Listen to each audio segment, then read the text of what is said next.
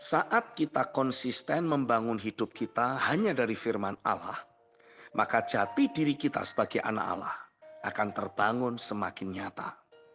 Ada dasar keyakinan, sikap hati, dan gaya hidup sebagai anak Allah yang kita manifestasikan dalam kehidupan sehari-hari. Kesadaran diri sebagai anak Allah itulah yang akan membuat kehidupan kita tidak terjebak melakukan hal yang aneh-aneh. Sebab tidak ada ruang kosong dalam batin kita. Kita tidak perlu mencari kepuasan hidup lainnya. Karena kita menyadari bahwa kita telah beroleh jati diri terbaik sebagai anak Allah. Yang pertama, kita tidak akan tergoda untuk mengejar kebutuhan hidup sehari-hari. Jika Bapa sudah menyediakan firman-Nya bagi kita setiap hari, maka yang lahiriah pun juga sudah tersedia. Efesus 1 ayat yang ketiga. Kita tidak perlu banting tulang peras keringat seolah itu semua belum tersedia. Injil Matius pasal 4 ayat 3 sampai 4 mencatat. Lalu datanglah si pencoba itu dan berkata kepadanya, "Jika engkau anak Allah, perintahkanlah supaya batu-batu ini menjadi roti." Tetapi Yesus menjawab, "Ada tertulis, manusia hidup bukan dari roti saja, tetapi dari setiap firman yang keluar dari mulut Allah." Musuh akan berupaya mengalihkan fokus perhatian hidup kita agar tidak lagi tertuju kepada firman yang keluar dari mulut Allah, apalagi melakukan kehendak Bapa. Yohanes 4 ayat 34. Jadi hidup kita akan terus disibukkan untuk mengejar kebutuhan hidup sehari-hari. Bukan lagi Bapa yang menjadi pusat perhatian kita, melainkan roti. Inilah degradasi kehidupan yang teramat parah. Oleh karenanya, Ia mau kita menjalani hidup sebagai anak Allah. Bukan hanya hidup hanya dari firman-Nya dan melakukan kehendak-Nya. Jika yang rohaniah sudah tersedia, yaitu firman, maka yang jasmaniah pun akan mengikuti. Bagian kita adalah fokus pada firman dan melakukan kehendak-Nya. Seperti yang ditulis dalam Matius 6 ayat 33. Tetapi carilah dahulu kerajaan Allah dan kebenaran-Nya, maka semuanya itu akan ditambahkan kepadamu. Yang kedua, sebagai anak Allah, kita tidak akan membawa diri kita ke dalam pencobaan. Kita tidak akan bermain-main dengan dosa.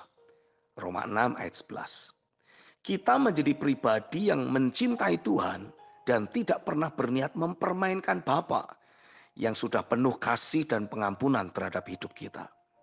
Sekalipun Ia sanggup membangkitkan kita dari kejatuhan. Tapi bukan berarti kita boleh dengan sengaja menjatuhkan diri dan terus hidup dalam kelengahan. Tidak boleh. Justru kasih setianya harus membuat kita semakin mencintai Dia dengan segenap hati, jiwa, dan kekuatan. Artinya kita mentaati firman-Nya. Matius pasal yang keempat ayat 5-7 mencatat. Kemudian iblis membawanya ke kota suci dan menempatkan dia di bubungan bait Allah. Lalu berkata kepadanya, "Jika engkau anak Allah, jatuhkanlah dirimu ke bawah, sebab ada tertulis, mengenai engkau, Ia akan memerintahkan malaikat-malaikatnya, dan mereka akan menatang engkau di atas tangannya, supaya kakimu jangan terantuk kepada batu." Yesus berkata kepadanya, "Ada pula tertulis, janganlah engkau mencobai Tuhan Allahmu."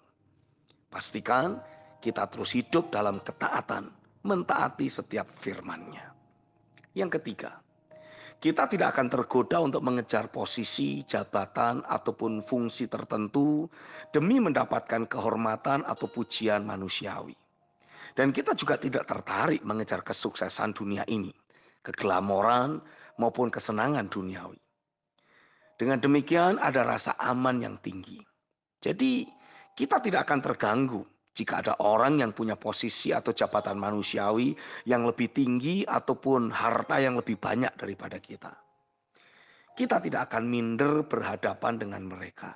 Sebab kita tahu persis bahwa kita adalah anak Allah.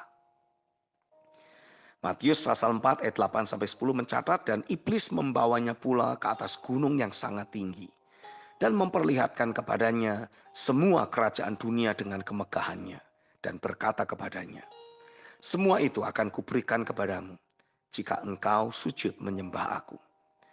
Maka berkatalah Yesus kepadanya, enyahlah iblis, sebab ada tertulis, engkau harus menyembah Tuhan Allahmu, dan hanya kepada Dia sajalah engkau berbakti.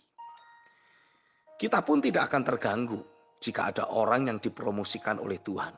Tidak ada rasa iri hati sedikit pun. Justru kita akan mensupport semaksimal mungkin orang tersebut. Sebab kita tahu persis, tanpa jabatan dan posisi serta promosi itu pun, jati diri kita tetap adalah sebagai anak Allah. Filipi 2 ayat 1-11.